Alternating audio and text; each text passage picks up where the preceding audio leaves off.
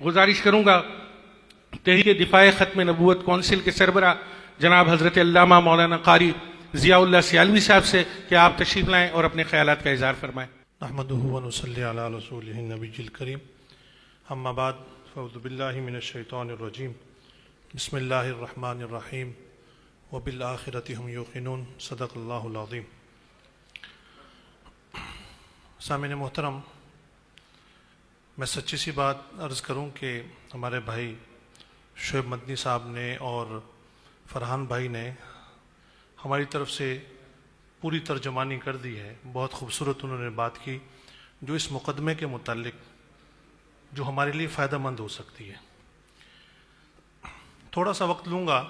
3 बातें कि जब नबी अकरम सल्लल्लाहु अलैहि वसल्लम के ज़माने में कोई ऐसा वाक़या हुआ तो हुजूर ने क्या अमल किया। दूसरा कि कादियानियों की क्या स्ट्रेटजी है, वो काम कैसे करते हैं और हमें काम कैसा करना है। तीसरा कि इस मुकदमे के अंदर हमें कैसे जाना है जिससे कादियानियों को नुकसान हो और हमें फ़ायदा हो। नबी अकरम सल्लल्लाहु अलैहि वसल्लम की जब हज की गई तो हुजूर ने तमाम सहाबा को बुलाया। 2 सहाबा कराम ने हुजूर अलैहिस्सलातु वस्सलाम के सामने मुशरिकीन मक्का की हज जब की तो हुजूर ने फरमाया नहीं, हस्सान बिन साबित को बुलाया जाए। इसका मतलब यह है कि किसी भी मुकदमे के लिए मखसूस लोगों का चुनाव करना कि जो बेहतरीन मुकदमा पेश करें, यह भी हुजूर की सुन्नत है।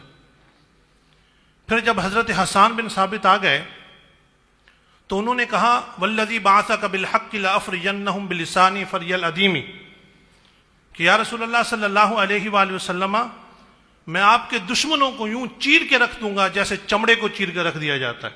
जज्बात में थे तो हुजूर ने फरमाया तुम्हारे जज्बात अपनी जगह पर, मगर मेरा हसब नसब जानने के लिए पहले अबू बकर सिद्दीक के पास जाओ, पूरी तहकीक कर लो। जब हजरत अबू बकर इससे पता चला कि किसी भी मामले में तहकीक बहुत जरूरी है, जब वहां पर गए वापस आए और कहा या रसूलल्लाह सल्लल्लाहु अलैहि वसल्लम, मैंने आपका पूरा हसब नसब जान लिया।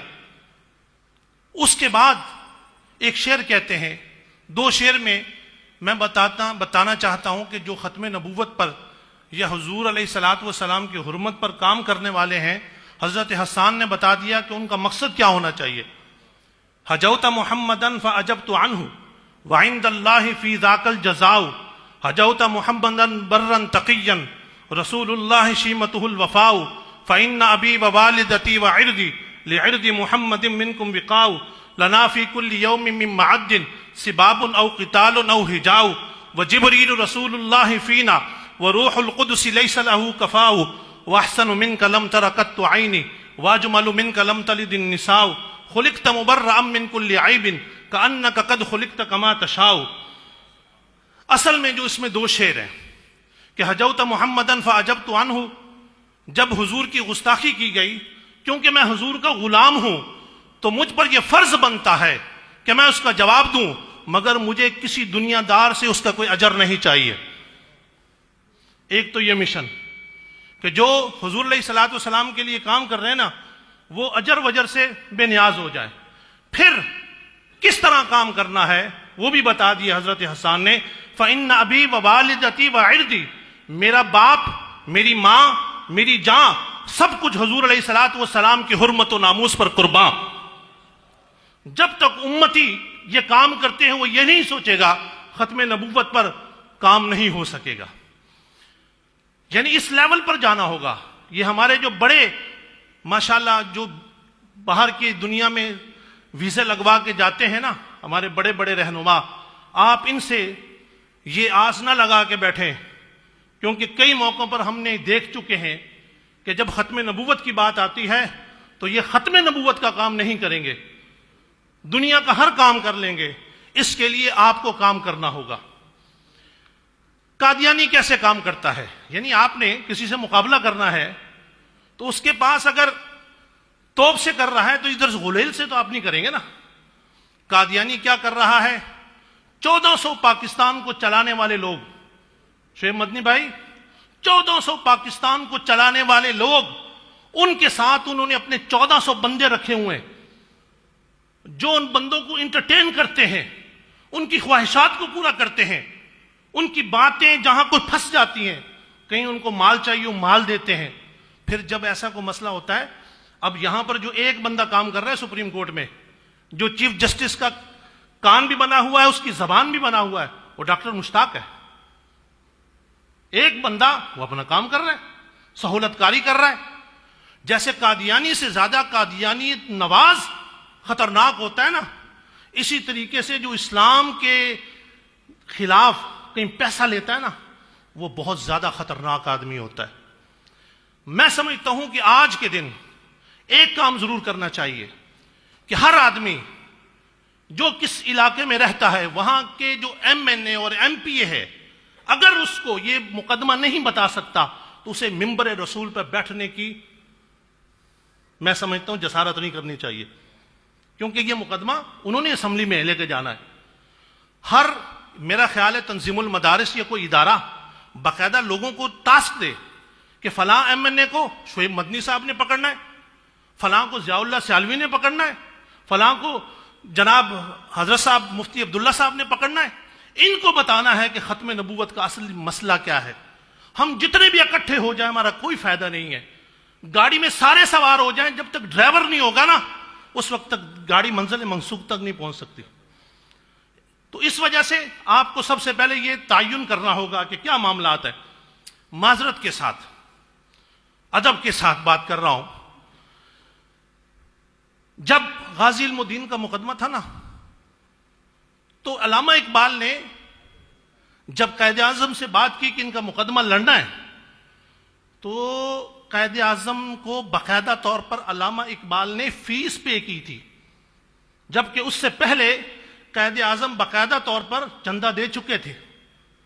علامہ اقبال نے کہا مجھے فری کا وکیل نہیں چاہیے جو کل یہ کہے کہ میرے پاس وقت نہیں تھا. ہمارے پاس 2 بڑے کیس تھے، آسیہ ملونہ اور ممتاز قادری رحمت. آپ مجھے کسی تنظیم کا نام بتا دیں جس نے 1 لاکھ روپے بھی لگایا ہو وکیل کے اوپر اور کہا ہو کہ میں نے یہ وکیل لے رہا ہوں. اس مقدمے میں ابھی تک پورے پاکستان میں مجھے بتایا پاکستان کا کون سا بڑا وکیل کیا گیا ہے، کس تنظیم نے کیا ہے، مقدمہ کس نے لڑنا ہے، چیف جسٹس کے سامنے کس نے پیش ہونا ہے. ہمارے پاس سارے وکیل فری کے ہیں جنہوں نے مقدمہ لڑنا ہے. تو اس وجہ سے ہمیں وکیل پاکستان کے ٹاپ آف دا لسٹ جو وکیل ہیں، جن کے سامنے چیف جسٹس کو بولتے ہوئے بھی سوچنا پڑے، نہ کہ ایسے شریف وکیل جو ہمارے ہیں مخلص ہیں اور ان کو بولے ایک سائڈ پہ ہو جاؤ اور وہ خاموش ہو جائے. ہمیں ایسے وکیل چاہیے کہ جو سامنے سے بولے ہو نہیں ایسا نہیں چلے گا، تو 6 مہینے کے لیے مجھے اندر کرتا ہے، میں ہونے کو تیار ہوں، کیونکہ یہ ناموس رسالت کا معاملہ ہے. تو سب سے پہلے اس معاملے میں ہماری تقریریں بجا، مگر سب سے اہم ہمیں بڑا وکیل چاہیے جو باقاعدہ طور پر معاملے کو سمجھے. دوسرا، جیسے حضرت نے فرما دیا کہ پہلے یہ بات ہوئی تھی کہ ایک متفقہ طور پر ایک فتویٰ ہوگا جس میں مفتی منیب الرحمان، مفتی تقی صاحب اور سب مسالک کے لوگ اکٹھے ہو کے کریں گے. مگر اس میں ایک بات یہ ہے کہ یہ ایک اکٹھا مقدمہ یہ چلا جاتا ہے تو اس پر اگر 1-2 ادھر سے آ جاتے ہیں، کیونکہ چیف جسٹس نے ساتھ یہ بھی لکھا کہ یہ 10 لوگ تو ہیں، اگر آبادی کے تناسب سے دیکھا جائے تو ہمارے 2 ادارے نہیں بنتے تھے، ہمارے کئی زیادہ بنتے تھے. اس نے جو کچھ کیا اس نے ایک پنڈورا باکس کھولنے کے لیے کیا. جیسے حضرت فرما رہے تھے کہ جسٹس منیر نے کیا چال چلی تھی 1953 کی انکوائری میں. وہ بولتا تھا علامہ صاحب آپ اکیلے آئیے، مسلمان کی تعریف کیا ہے، انہوں نے اپنے طور پر کر دی. علامہ صاحب آپ آئیے، مسلمان کی تعریف کیا ہے، انہوں نے اپنے طور پہ کہا. انہوں نے کہا یار مولوی اس پر متفق نہیں ہوتا، تو بات کیا ہے. یہ پنڈورا باکس کھولا جا رہا ہے. ایک کمیٹی بننی چاہیے علماء کرام کی کہ جو لکھ کر بھیجنا چاہ رہے ہیں وہ سارے ان کے پاس پہلے جمع ہوں. جب کوئی فتویٰ جائے، مثال کے طور پہ ختم نبوت مومنٹ کا فتویٰ جائے، ساتھ ایک وکیل کا نام ہو کہ قانونی مشاورت فلاں وکیل سے کی گئی، تاکہ وہاں پر اگر کوئی قانونی طور، بعض دفعہ ایسا ہوتا ہے کہ ہمارے وکلاء اوور لک کر جاتے ہیں، اس میں زیر زبر پیش کی غلطیاں کر جاتے ہیں، اور ایسا ہوا ہے. تو یہ معاملات ہیں کہ اس کو سنجیدگی کے ساتھ ایک بورڈ بننا چاہیے، اس میں علماء اور وکلاء بیٹھیں، باقاعدہ طور پر اس کو سنجیدگی کے ساتھ لے کر جائیں. میں سمجھتا ہوں اسی فیصلے میں جیسے الحمدللہ، ویسے میں آپ کو بات عرض کرتا چلوں کیونکہ 3 رکنی بینچ ہے، 1993 والا 5 رکنی بینچ تھا، الحمدللہ وہ اتنا بڑا کام ہو چکا ہے، اگر وہ 1993 والا فیصلہ وکلاء تک پہنچا دیا جائے تو یہ بھی ایک بہت بڑی تحریک ہے۔ اللہ تعالیٰ کرم فرمائے، اور ہمارے جو مشائخ ہیں، میں سمجھتا ہوں ہر مدرسے سے باقاعدہ طور پہ فتویٰ جانا چاہیے، الفاظ آگے پیچھے ہو جائیں، ہر آستانے سے جانا چاہیے، یہ ایک انقلاب برپا ہو جائے گا۔ اللہ تعالیٰ ہمارا خاتمہ ایمان پر فرمائے۔ وما علیہ الا البلاغ۔